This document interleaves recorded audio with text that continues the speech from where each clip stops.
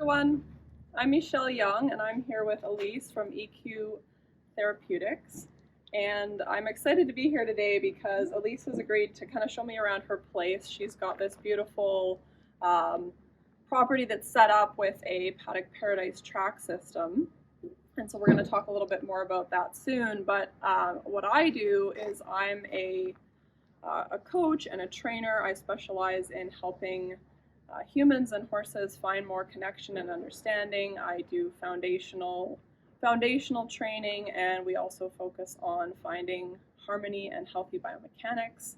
And so the way that horses live in their day-to-day environment has a huge effect on their training, obviously, and on their whole life and their general well-being. So it's something that's really important to me, and it's something that I see as a trainer and a coach that has a huge effect on the horses, how they handle the training, how they are in the lesson, how safe they are to be around, how calm, how relaxed they are. So it's definitely something that affects all areas of your horse's life.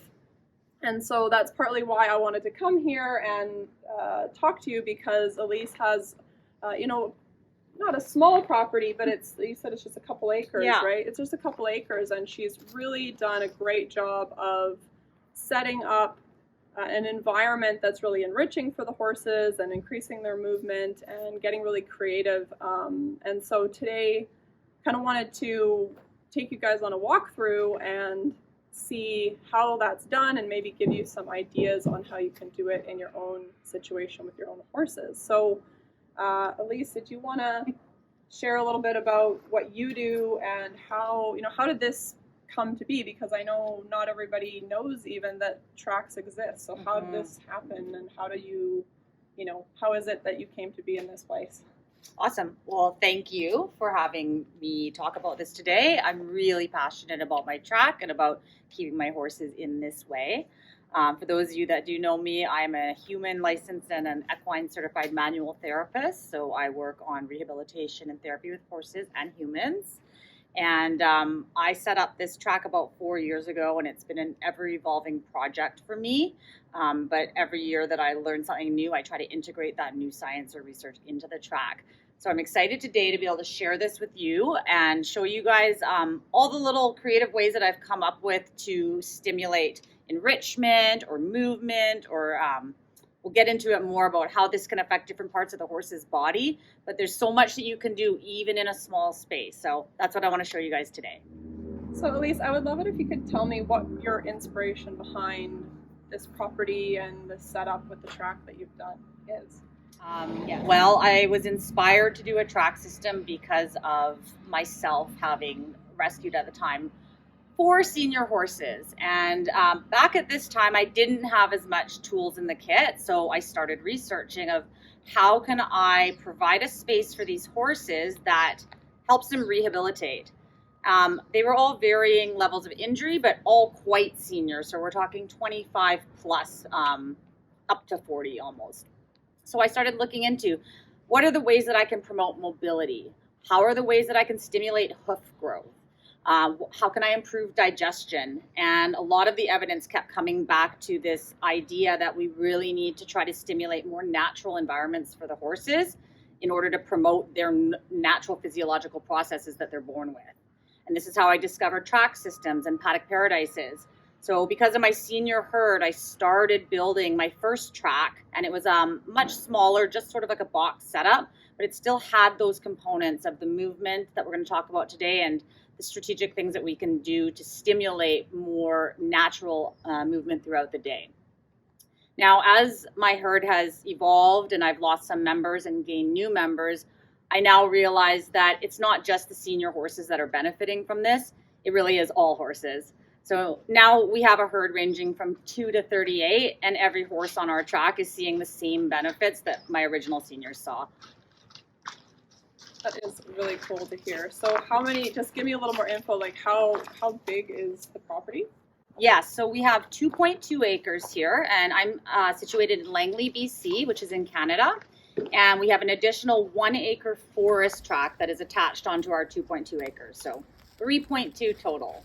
Wow, cool. So very doable then. Mm-hmm. And how many horses do you currently have? Right now, yeah, we've got 6 big horses and 2 minis, so Nice. 8 total. You will probably be seeing them in the video here.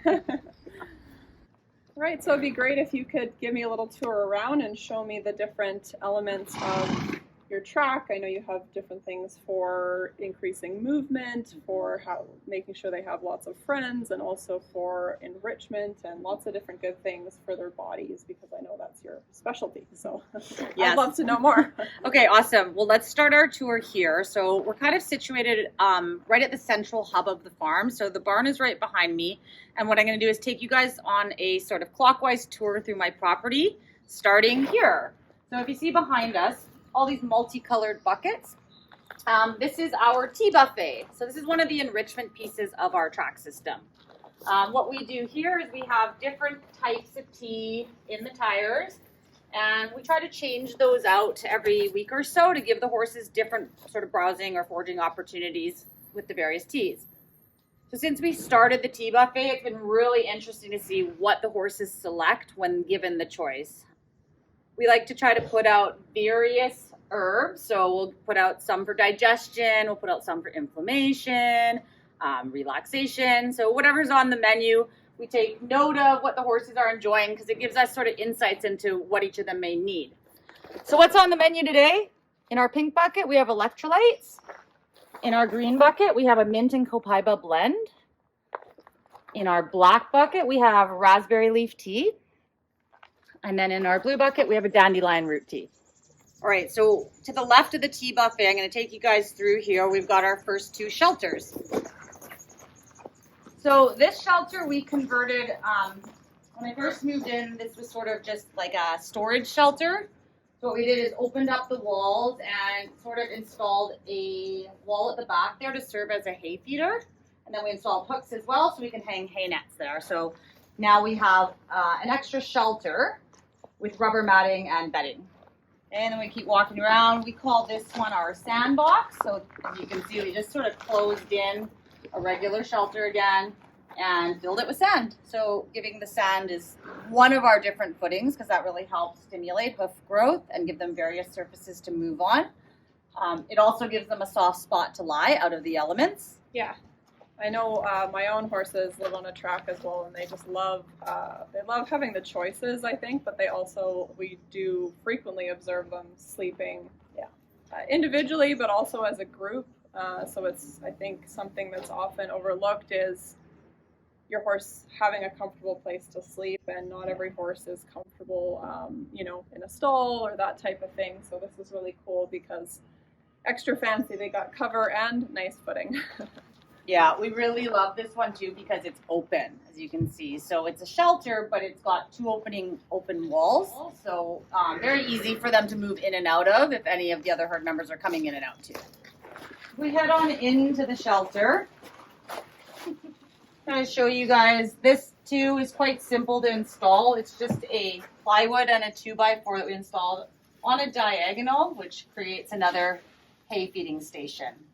And I know that you guys have them eating on hay nets, and that's a big part of, having the access to the forage is a big part of what you do. So can you share a little bit more about that? Like, do they get fed meals, or like, do they always have food there, or how do you, given that we're seeing this setup, how do you manage that with a group of horses? Yeah, that's a great question, actually. So we prioritize having free flow hay throughout our entire track.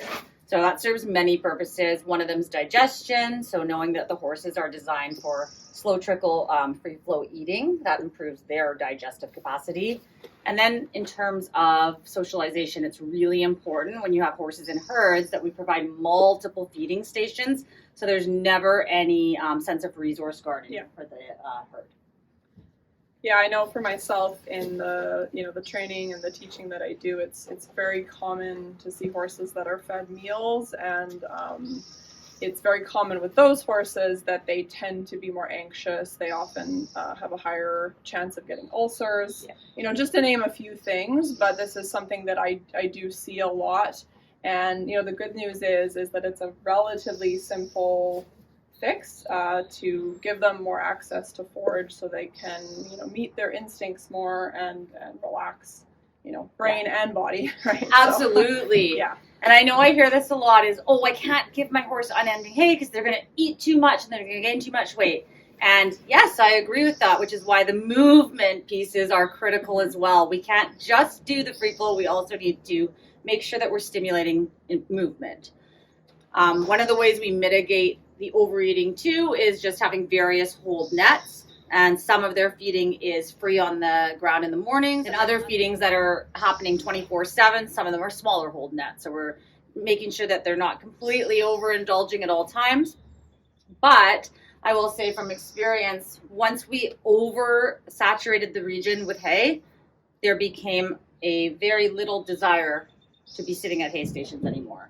So now what we observe with the herd is that they will leave their hay station and go and lie down because they're not consistently perpetuated on that next feeding time, because there is no feeding time.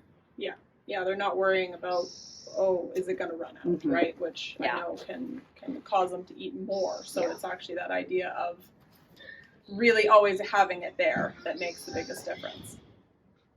That's very cool to see. Do you want to show us, I see here there's kind of an opening, and this is your arena over here, right? So do you want to show me how you've incorporated your ring? Because, on a smaller property, you may want to take the pre-existing things and use them, because not everybody has a lot of space. So I think that's really cool. Yeah, let's head to the arena. I'll show you what we did. All right, so in the arena here, we can see that I have opened up both of the arena gates, which gives the horses 2 entry points off the track. I've also included the obstacles and left them in the middle of the arena so the horses can use them, as well as us humans, we use them when we do our groundwork exercises with the herd.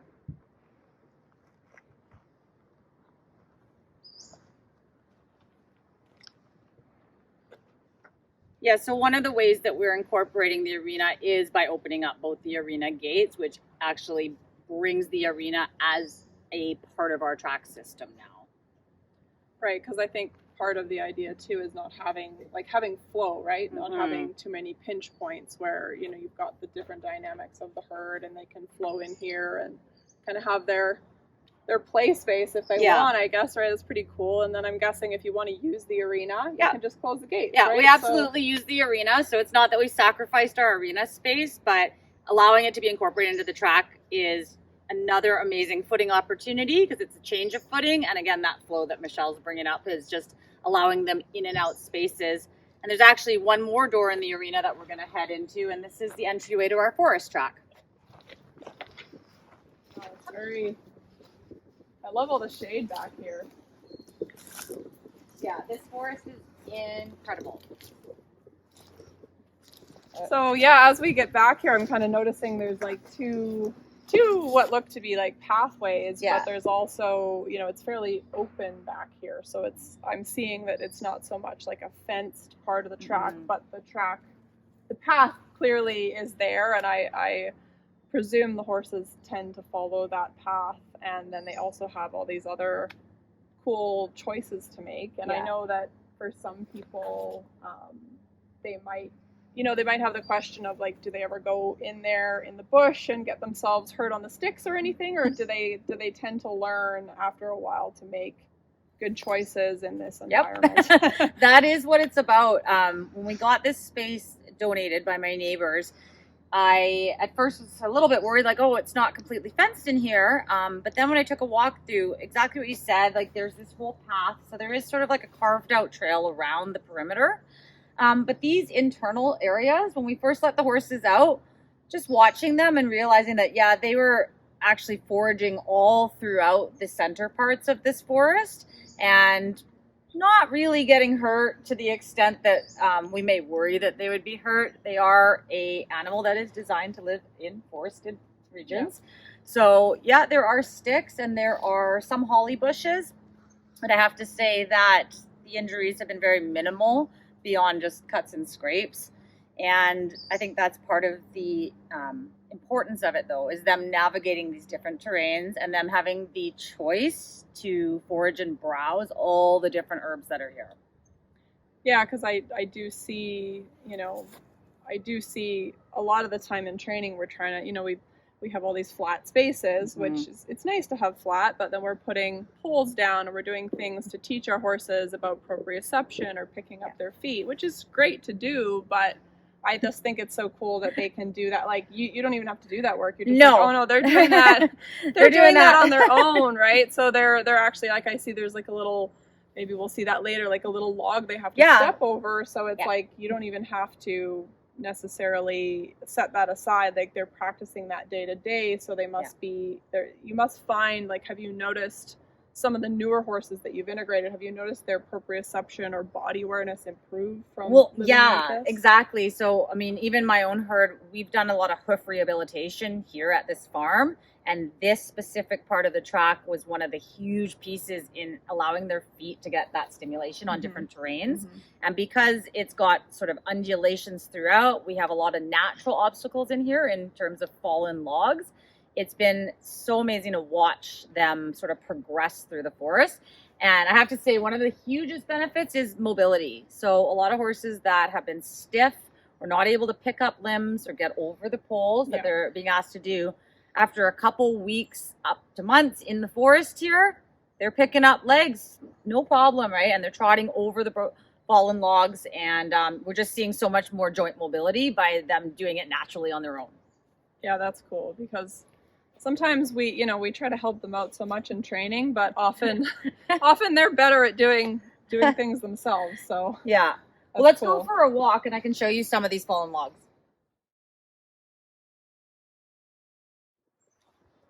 So here you can see lots of these fallen trees that create sort of natural obstacles to step over. Yeah, that's perfect. Yeah, not too high, but not too low either. What I'm noticing too is that it's like, this is my first time coming through here, and I'm kind of curious and I'm interested, and I'm, having fun exploring. And I would imagine that it's similar for the horses, like having those choices must be, it must be so fun for them to think, oh, let's go back to the forest and let's make choices about where we want to walk, as opposed to just the same, square space every day, right? So 100%. We catch a lot of them too, like browsing on tree barks, right? So there's lots of different nutrients and good stuff in here, essentially, that they know what they need, and now they have the ability to go and get what they need from the environment. So that's another huge piece about the forest that I just love. Yeah, it's very cool. So we're at about the halfway in the forest here. We're going to start turning back and looping back to the arena entry. Very peaceful back here. Also nice and cool. Yeah, it's a very hot day today, and these trees seem to offer some natural shelter and shade protection. So you can see this is one of our higher obstacles, but interestingly enough, you can also see that the horses made a separate lower trail themselves there. So it speaks to those choices again. Some of them can't or don't want to jump that high, so they're going to go that way, and they've created their own little trail out.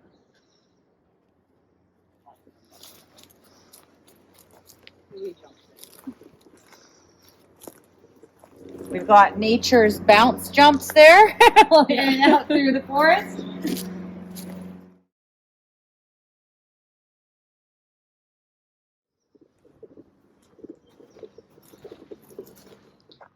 So can you tell me a little more about these obstacles in the arena? I see that you have, like you said before, you've left them set up. And what do you, I know you do a lot of postural rehab that is incorporated into your body work, and what, maybe you can share a little bit what these are, because they look kind of fun. They are fun, and the horses love them.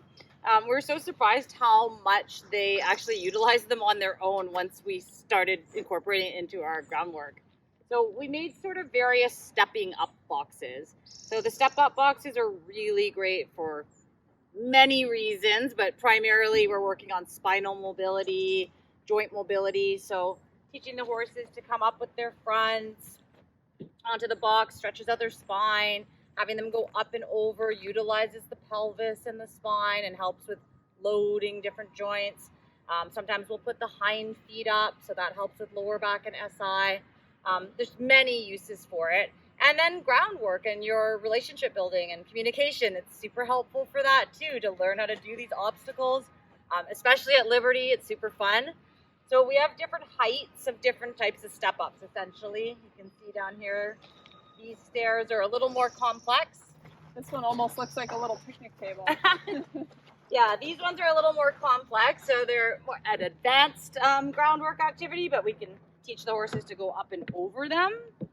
We can also teach the horses just to step up with their fronts, and it's a little bit higher, so a little more challenging. We have the tire. This one was donated for free, and it's really fun to work on, like fine-tuning foot placements and hind end yields versus shoulder yields. It's really great for proprioception again, so they have to know where they are in space. These ones as well, I should know, I got them for free on Marketplace, so keep your eye open on Marketplace because you never know the good stuff you're going to find. And so were you sort of saying the horses will actually come and play with them when you're not even here?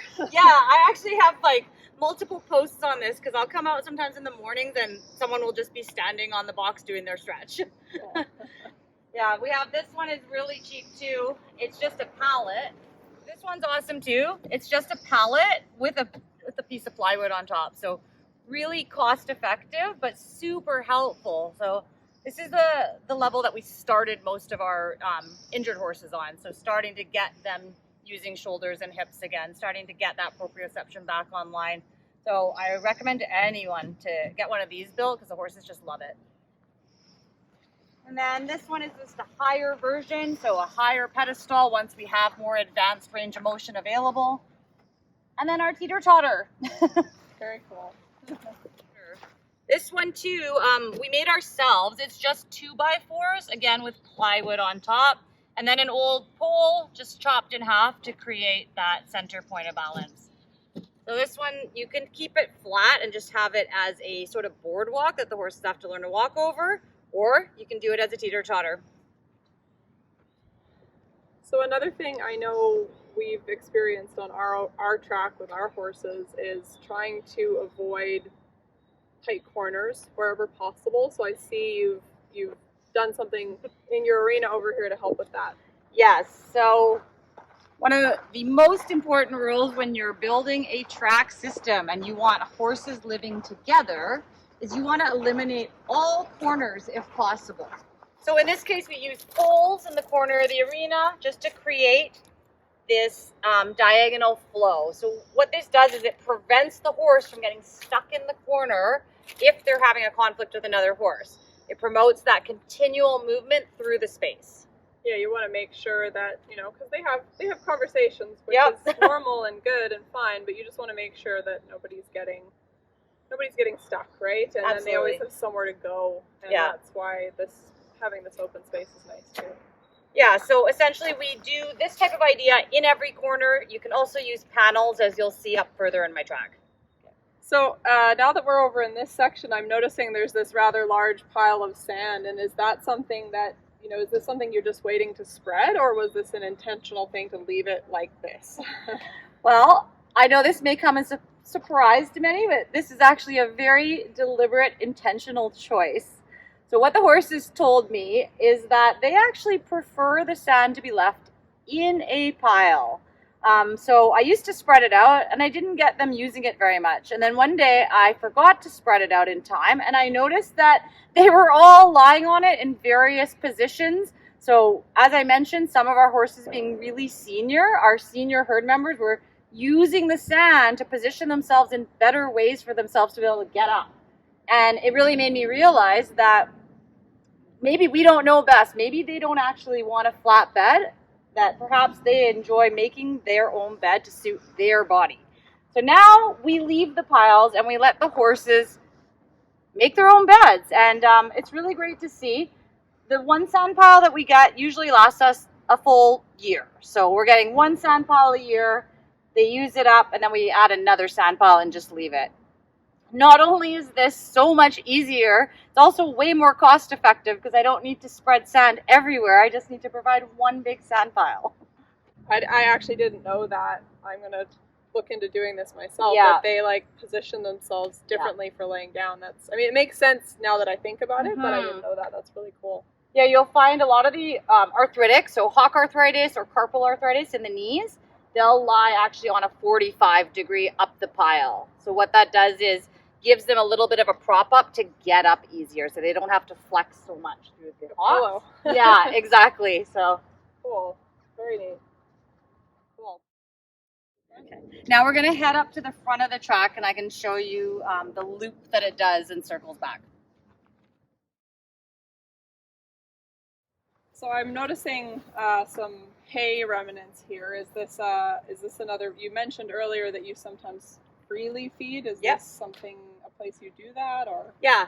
So essentially, you can kind of see some of the tree stumps. We've got elevation to them, which is perfect because it serves as nature's feeder. So we put the hay up or between tree stumps, and then the horses will actually step up and eat off of this, which again is varying sort of their eating positions and helps to mobilize different parts of their spine just in their natural daily life.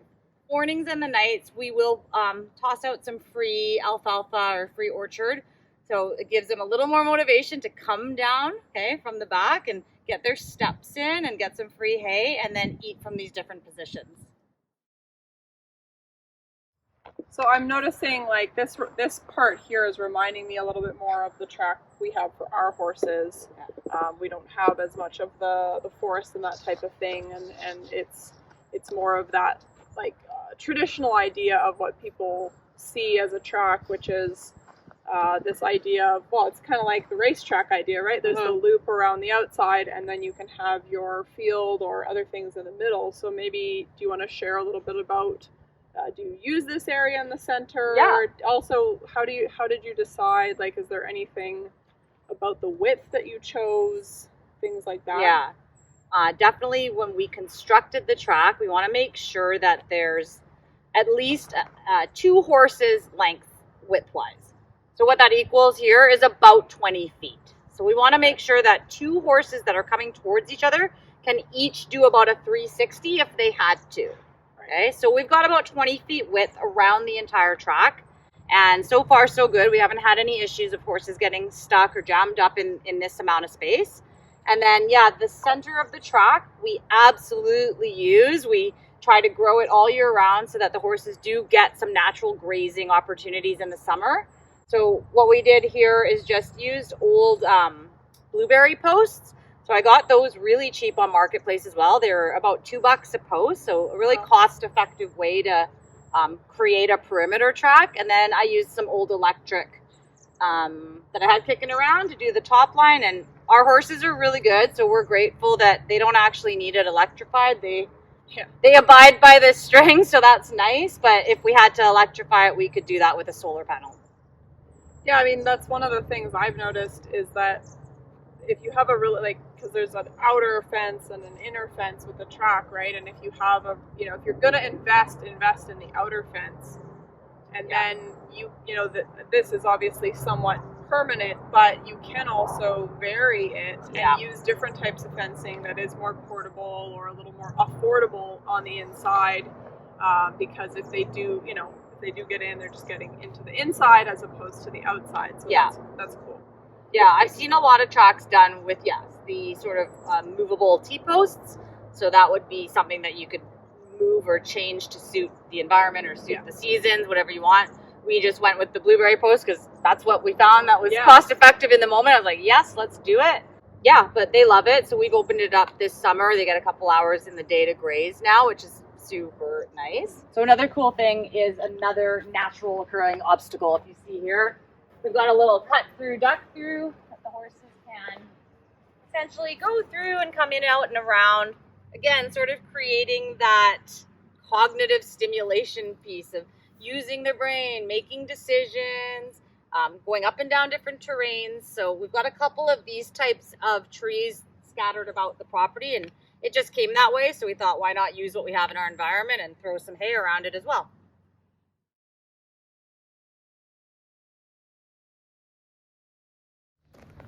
So is this another example of how you've kind of cut the corner off so that they're not going into it too deep?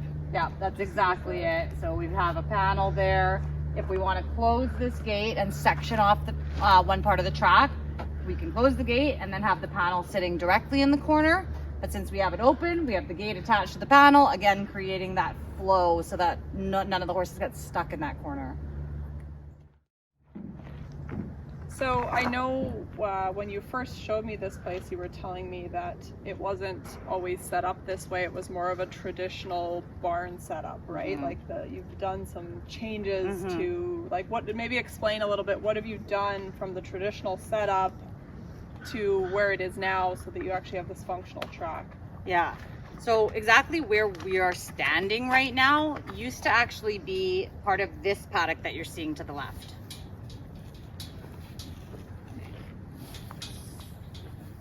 So when I first moved in, the traditional paddocks went all the way to that fence line, and there was 2.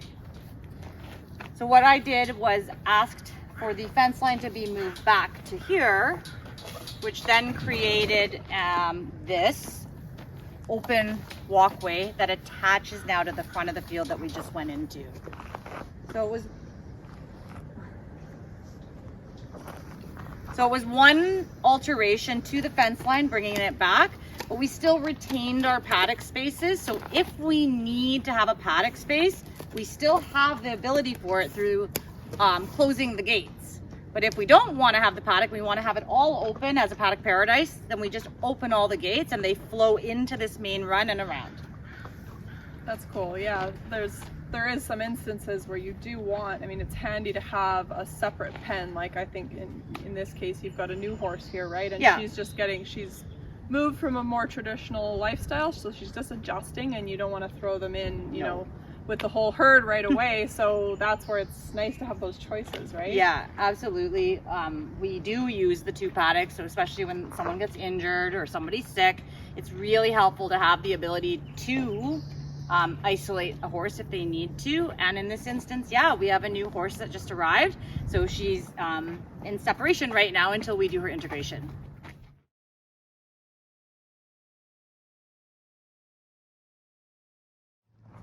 So here we are in one of the 2 paddocks. This is one of the gates that I was talking about. Right now it's closed as we have this mare separated, but in normal circumstance we would have that gate open and that gate open, and that would provide 2 openings back onto the track.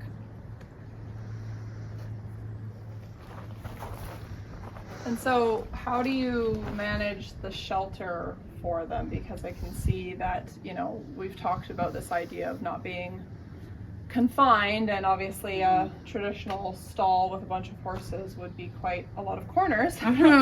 So yeah, maybe share what you've done to change the barn so that it can be, you know, useful in the case of the horse that's separated, but also when the whole herd is together. Yeah, so come on in and I'll show you what we did to make it multifunctional. So right now, because we have this mare separated, we've installed the 2 panels. The panels though are on sort of hanging hooks, so we can actually undo this panel and swing it open when the time comes to integrate her, and when she's out with the rest of the herd, essentially getting rid of this small stall. Once she's integrated, we can look through here and we'll see another 2x4 on the wall, and that's so that we can move a panel down and create 2 horse shelters. So essentially we have 2 mini tracks within the track, integrating the shelter into the track. And in both cases, when, like you said, when you don't have a new horse here, they can flow in one door and out the other door, right? So if the, you know, the less dominant horse is in here, yeah, the other they one have comes an in, they exit. can just exit out again. Yeah. Yeah, let's go into the other side because that's where it was most traditional when I first moved in.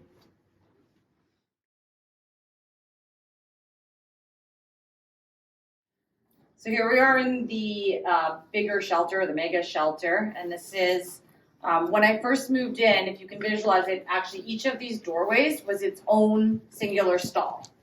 So what I did is actually remove the stall walls, which were quite easy because they were all tongue and groove, and it left behind some of these slats. And then what we do now is, what I said is, we can attach panels to it that actually swing open or swing shut to create 2 separate spaces for the horses.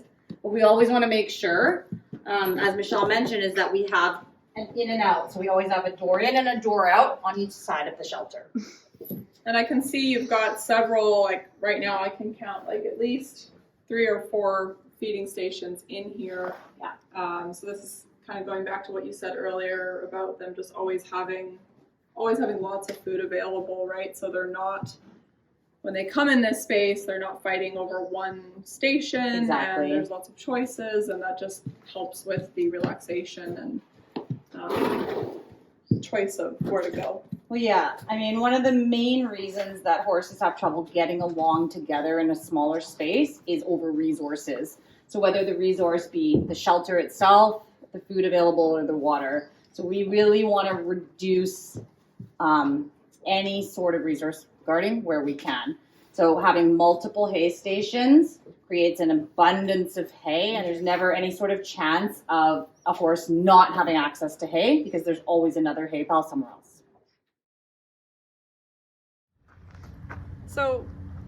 So far it's been so cool seeing all the different, ways that you've utilized the property and the different choices, and all the horses we've passed seem pretty chill and pretty happy to me. But I was curious, because you're very in tune with horses and in tune with their bodies and that type of thing. So since starting this way of keeping horses, what have you noticed that's different or improved from before? So much. So it's hard to even put that into a short answer, but in brief, physically, everything. Their hooves, okay? So we had a lot of hoof pathologies prior to living on a track system. We no longer have really any sort of hoof issues beyond normal wear and tear or, external injuries that happen in day-to-day life. Joint mobility, as I mentioned, that has improved for everybody. In terms of digestion, I noticed a lot of improvements in their digestive capacity, in terms of healthy bowel movements, and probably the biggest piece when it comes to changing my horses from a traditional setup to the track system was the mental, emotional, behavioral changes that I saw. So I am no longer seeing any stereotypy behaviors. So no more cribbing, no more pawing, no more herd boundedness. So that used to be a big issue for a few of my herd members, but now having these needs met, I see such a change in their overall ability to regulate. Okay, so they are able to now process changes and actually go up and down throughout their day, but have the ability to regulate themselves back down after stressful events. And I do think that a huge piece of that is because of that social community that they have here with the other horses. Horses are herd animals. Yeah. They are designed to live in groups. They feel safest in groups because they're a prey. So when we give them that need and we allow them to have that community, it's really incredible to see the behavioral changes that are going to follow that.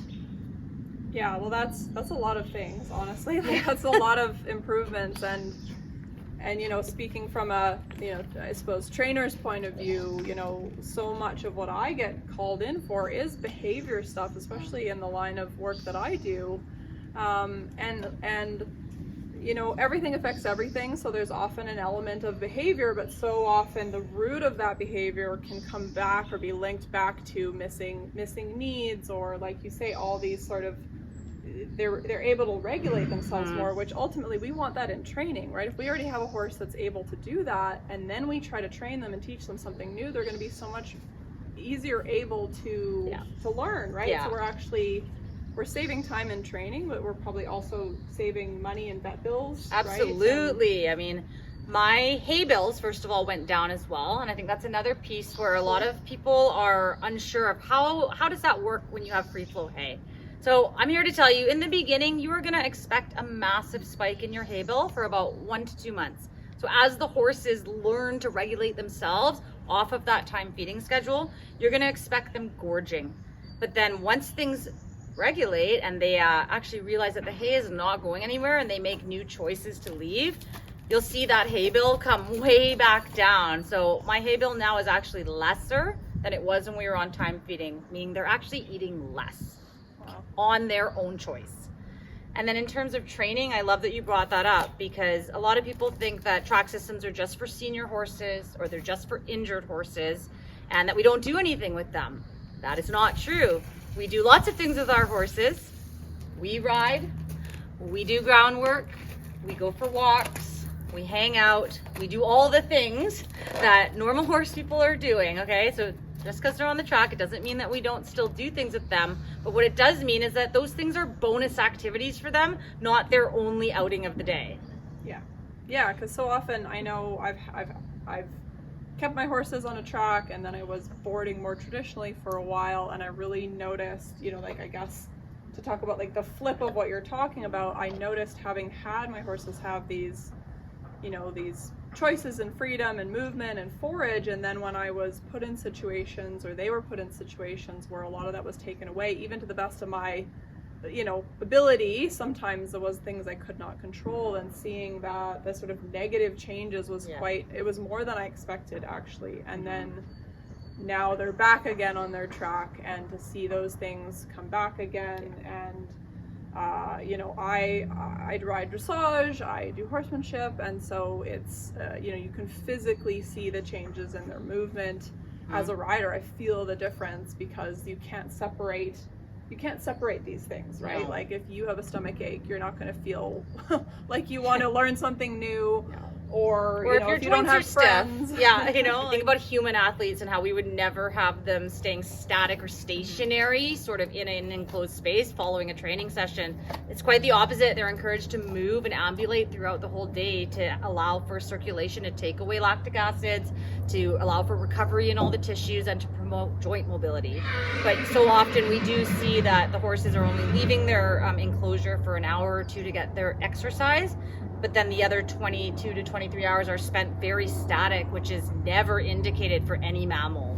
Yeah, and I remember it being stressful as an owner, because I felt this pressure, like, I've gotta, never mind training them, I just gotta get them out all the time, because I was kind of aware of that, and I know a lot of my clients have felt the same. So it's so cool to realize we have other choices, I guess. And that was another thing I wanted to ask you is just, like, if if you don't have as much space, say, or this was more traditional, are there ways of setting up a track on an even smaller property? Can you do parts of it? Yeah, that's a really great question, because I think a lot of people struggle with that piece, is that they don't always have control over the boarding setups that they're in. They don't always have control over the land or the space. So we do find often that owners are sort of forced into boarding situations that are less than ideal. So in our typical boarding setup, there's usually an in and out paddock, I would hope. So here are some ways that we can take our traditional in and out paddock and still try to stimulate a little bit more movement and a little bit more natural, inherent physiological improvements for the horse.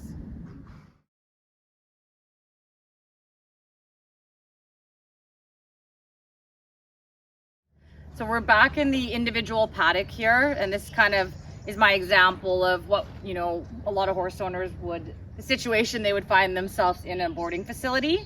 So if we take this singular paddock, we can see that the water is placed over in this corner. And then what we do is actually put hay nets and hay at the other corner. So if you take a look around, we've got a little hay pile up the tree. We've got one hay net on the fence. And then I see there's also another little sand There's pile. another sand pile in the center.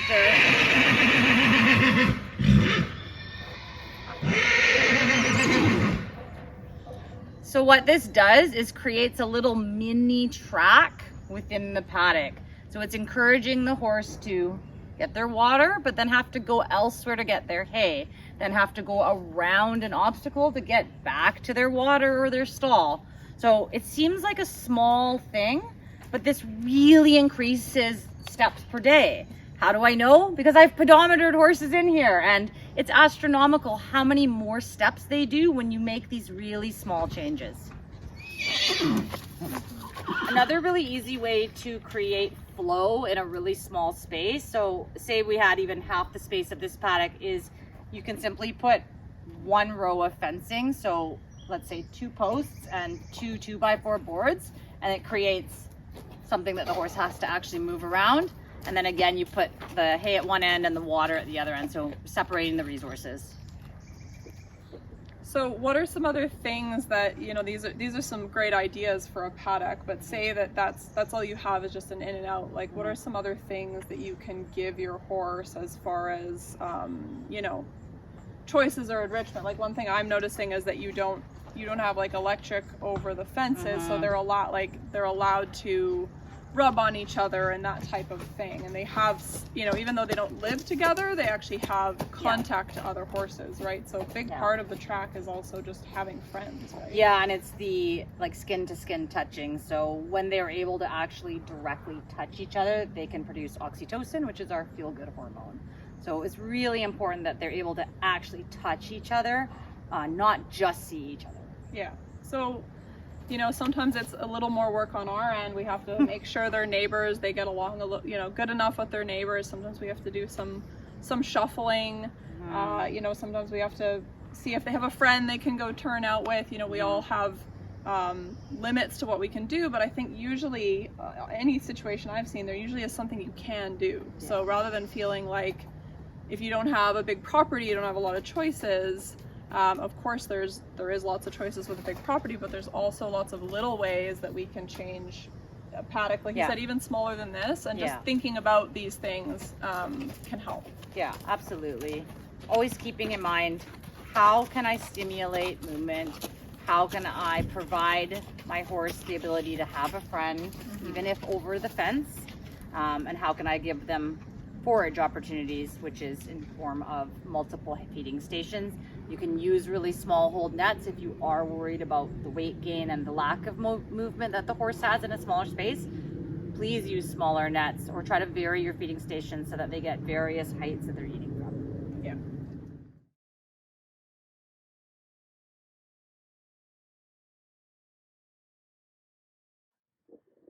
All right, so it looks like we're back where we started. We did a whole tour, a whole loop, various side areas to explore, which has been really cool. Thank you so much for showing me around and showing me, that's the cool thing about tracks, is that you can make them unique, right? You can kind of suit them to your property, your horses. So it's cool to see how you've done your setup that was, driven by things you felt were needed, and to get some ideas. I know for sure I have some new ideas for my horses, and hopefully you guys got some ideas too on how you can use space differently, change things so your horses can be happier and healthier, and exciting stuff. Awesome. Thank you so much for coming and doing this. I'm so excited to get this information out into the world, and I really want to help everybody to sort of do the brainstorming and get creative of all the little ways that we can make really big positive impacts for our horses. So thank you, Michelle. I appreciate your time today and taking me through the track. Yeah.